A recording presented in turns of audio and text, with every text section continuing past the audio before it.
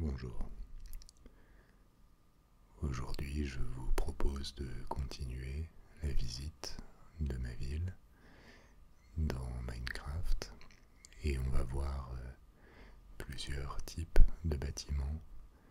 Déjà à ce stade qui est en face de nous, vous voyez, j'ai traversé la rivière après la fin du deuxième épisode pour arriver juste ici.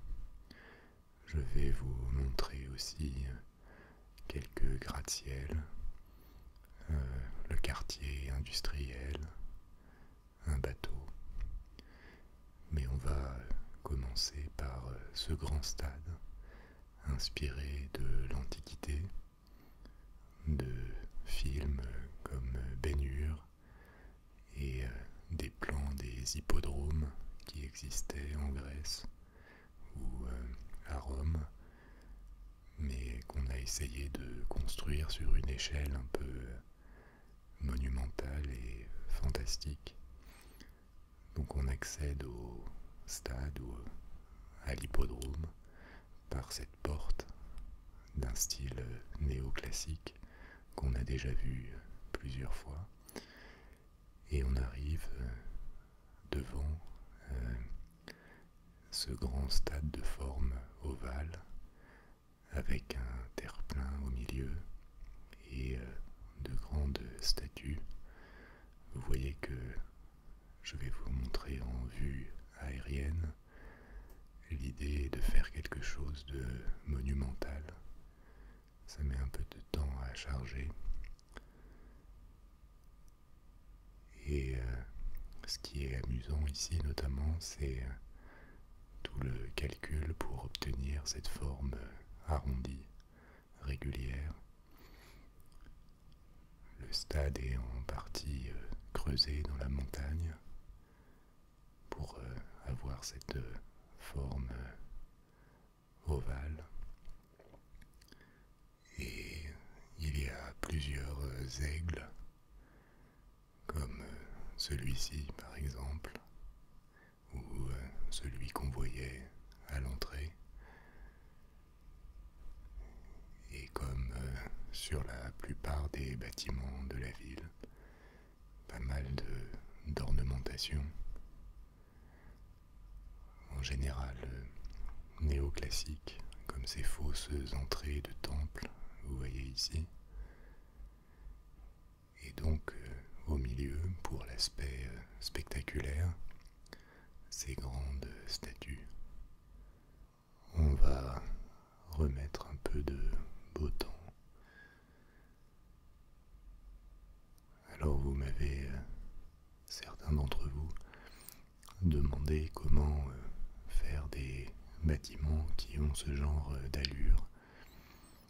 En fait, le secret principal probablement, c'est de construire grand pour avoir beaucoup de place pour les détails. Ces sculptures au milieu, elles ont aussi une petite histoire. Elles sont inspirées par un film des années 80 que j'adorais quand j'étais petit, qui s'appelle L'Histoire sans fin.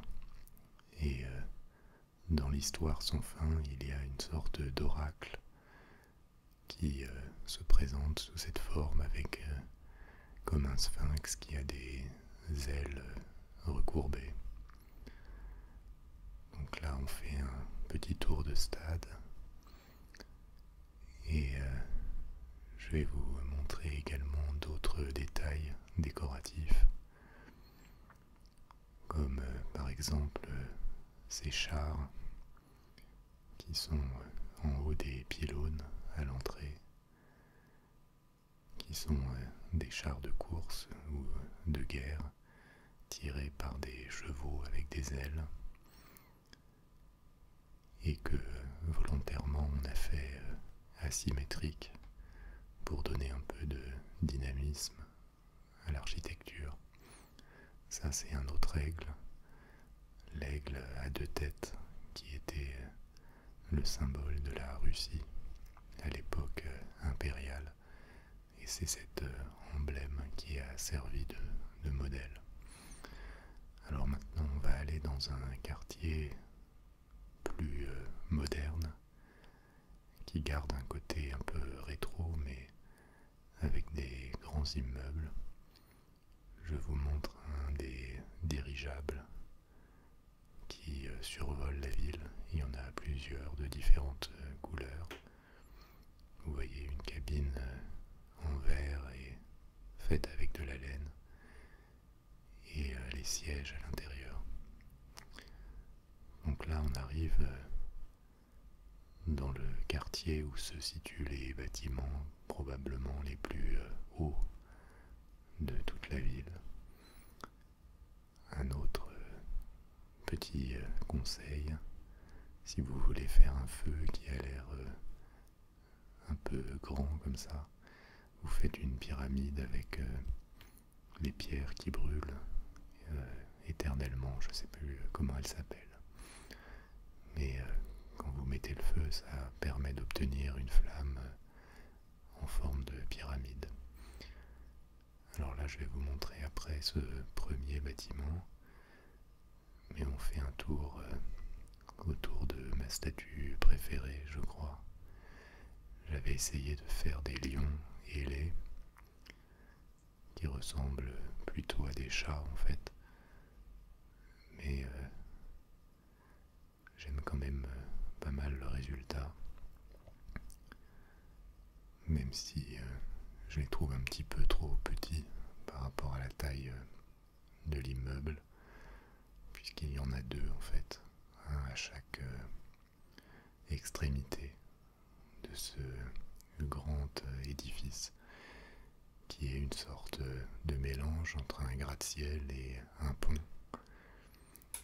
puisqu'il est fait avec des arches. Et ce grand bâtiment, il est assez directement inspiré d'un bâtiment qui n'a jamais existé, mais dont les plans avaient été dessinés en URSS à l'époque de Staline, puisque une des façons du régime communiste dans les années 30-40 pour montrer son pouvoir était de faire construire des édifices gigantesques et un peu dans un style néoclassique. Donc il avait ordonné à différents architectes de dessiner des bâtiments de ce type, et on en a pris un pour le reproduire ici. Mais il n'a jamais été construit en réalité. Ça aussi, je vous montre un autre exemple de statue que j'ai faite. Des sortes de guerriers avec des casques ailés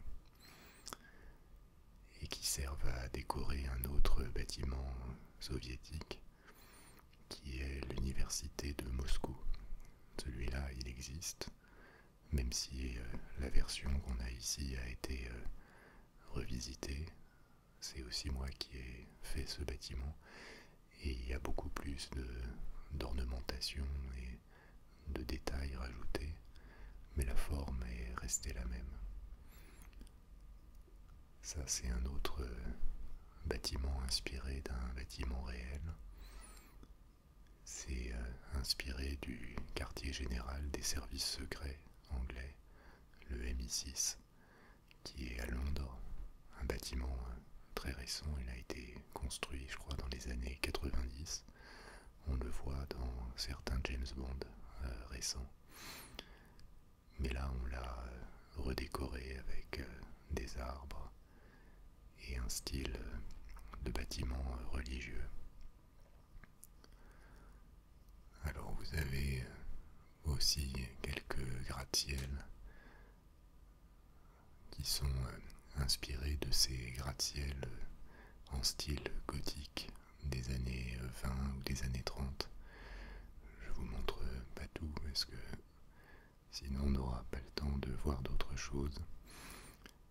Mais je vais vous montrer le plus haut d'entre eux, qui est cette grande tour qui atteint la hauteur maximale de construction. et qui est un gratte-ciel néo-gothique avec une structure en étage et des ornementations comme on en faisait à Chicago ou à New York au début de l'ère des gratte-ciels. Donc là je monte tout doucement le long de la façade. C'est un bâtiment qui devait être, parce que l'intérieur n'a pas été fait, une sorte d'aérogare pour les dirigeables. Donc vous voyez, vous avez un dirigeable qui est en train de s'amarrer. Il y en a un autre derrière, ici, qui est en approche. Et donc ça emprunte quelques détails de l'architecture gothique, comme ces contreforts par exemple. Et là aussi on a essayé de détailler pour obtenir une structure plus intéressante. On va remettre la lumière du jour. Donc vous avez quelques autres bâtiments inspirés en fait des gratte-ciels de la première moitié du XXe siècle. Et on va revenir vers le centre de la ville. Mais je vais en profiter pour vous montrer la façade de l'université qu'on avait vue rapidement dans la deuxième partie. Là, c'est une tour gothique sur une petite île qui est entre l'île principale et la terre ferme. Ça, c'était le quartier vénitien qu'on a visité la dernière fois. Et donc voilà à quoi ressemble l'université avec l'avenue principale de la ville qui commence très à l'est et qui traverse toute la ville. Je vais m'approcher pour terminer le chargement, voilà. Et donc l'idée, si vous cherchez une image de cette université de Moscou, c'était de récupérer le style général qui a pas mal d'allure et de redécorer en respectant un peu l'esprit mais en ajoutant un peu un côté chargé ou un peu kitsch qu'on a essayé de cultiver dans la ville. Alors donc on va passer devant ces façades du quartier vénitien que je ne vous avais pas montré la dernière fois. On repasse devant l'entrée du stade et ensuite on va remonter le fleuve avec du beau temps si possible pour aller visiter le quartier industriel et militaire.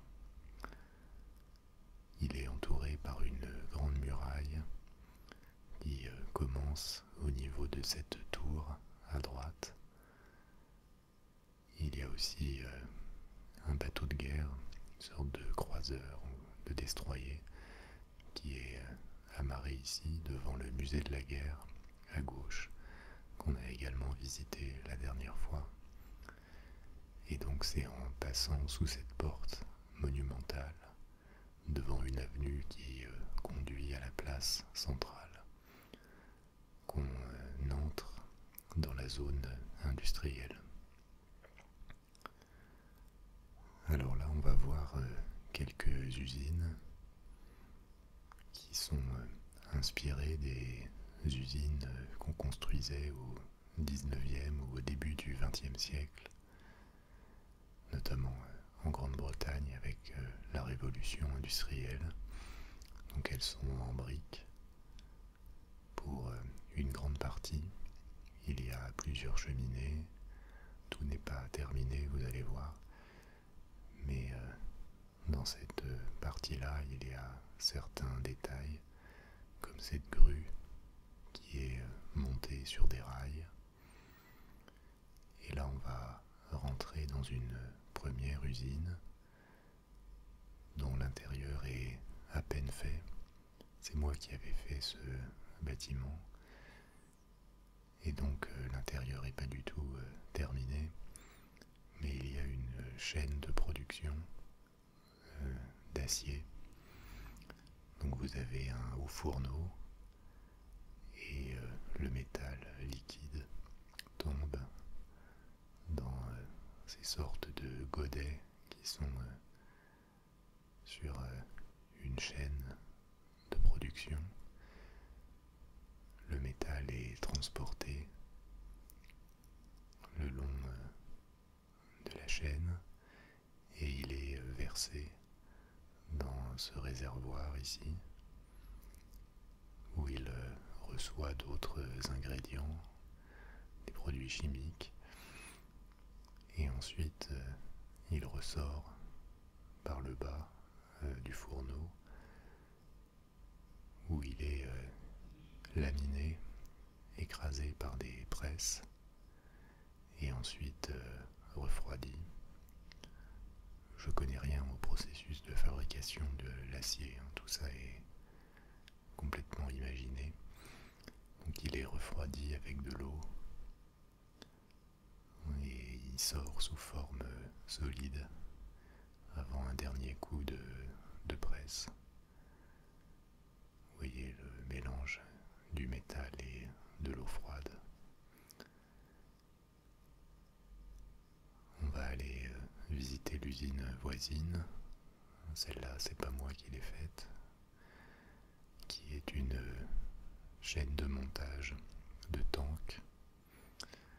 Donc vous avez les châssis qui arrivent, les tourelles, et les tourelles sont soulevées par ces grues mobiles dans l'usine pour être installées. Et ensuite les chars terminés sortent par devant pour être garés.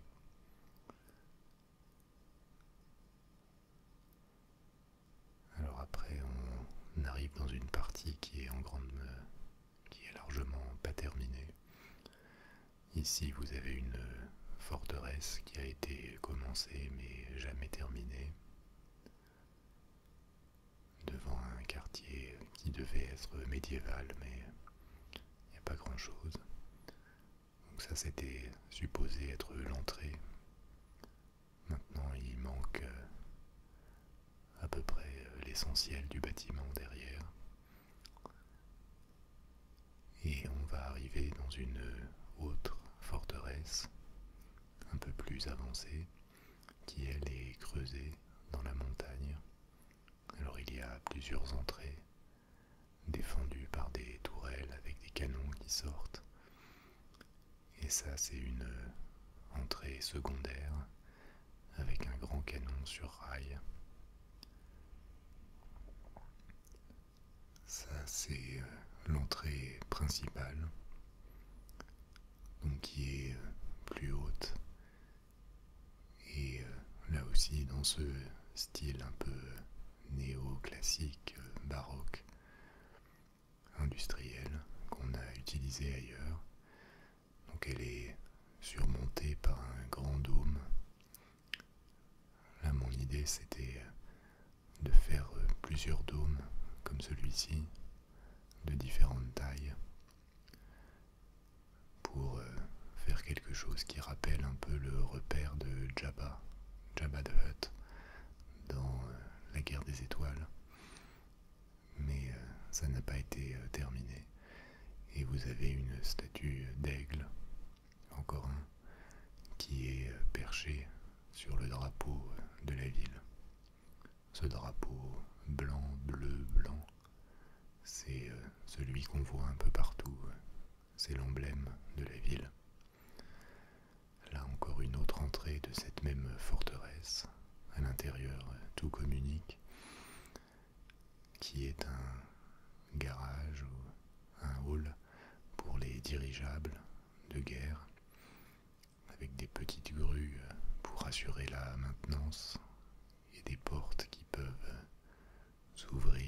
se fermer quand les dirigeables rentrent à la base. Voilà, il y a d'autres choses dans ce quartier, mais encore moins terminées, donc on va passer à la suite en retraversant la cour de la forteresse. Là, ça devait être une partie encore plus ancienne de la ville, beaucoup plus médiévale, mais ça a été très peu avancé. Donc je passe rapidement et on revient à la vieille ville qui elle est à peu près terminée, qu'on avait vue dans la première partie.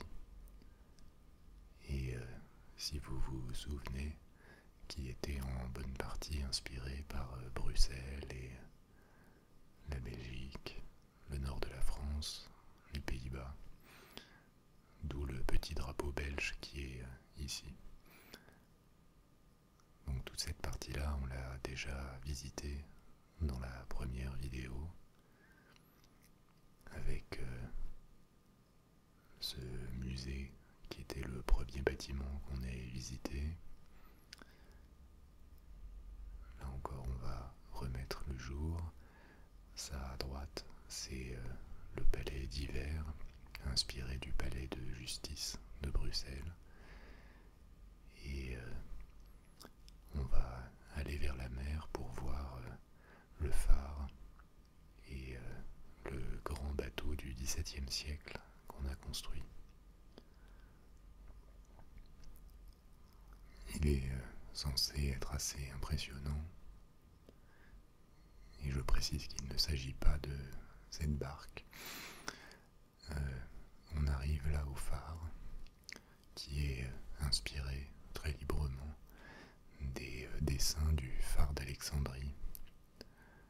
Je vais vous montrer l'intérieur, puisqu'il y a toute une infrastructure à l'intérieur pour assurer, là, ça c'est l'avant du bateau, pour assurer l'éclairage du phare.